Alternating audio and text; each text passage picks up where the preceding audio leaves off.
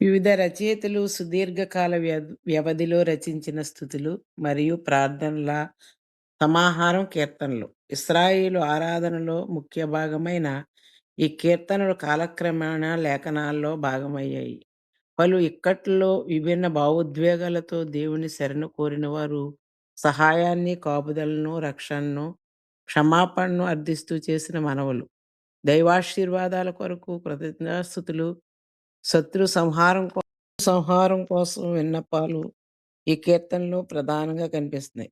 కీర్తనలో కొన్ని వ్యక్తిగత విన్నపాలు కాగా, మరికొన్ని జాతీయావత్తు చేసిన ప్రార్థనలు.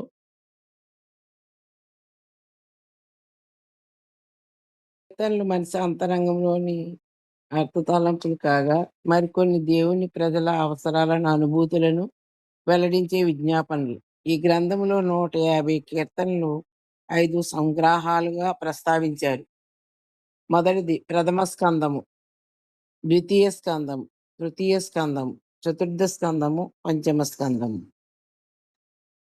మొదటి నుండి 41 వరకు ప్రథమ స్కందము, 42 నుండి 72 వరకు ద్వితీయ స్కందము, 73 నుండి 89 వరకు తృతీయ స్కందము, 90 నుండి 106 వరకు చతుర్థ స్కందము, 107 నుండి 150 కీర్తనలు పంచమ స్కందం.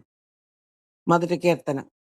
దుష్టుల ఆలోచన చొప్పున నడువక, పాపుల మార్గమును నిలువక, అపహాసకులు కూర్చుండు చోటున కూర్చుండక, యెహోవా ధర్మశాస్త్రమునందు ఆనందించుచు దివారాత్రము దానిని ధ్యానించువాడు ధన్యుడు.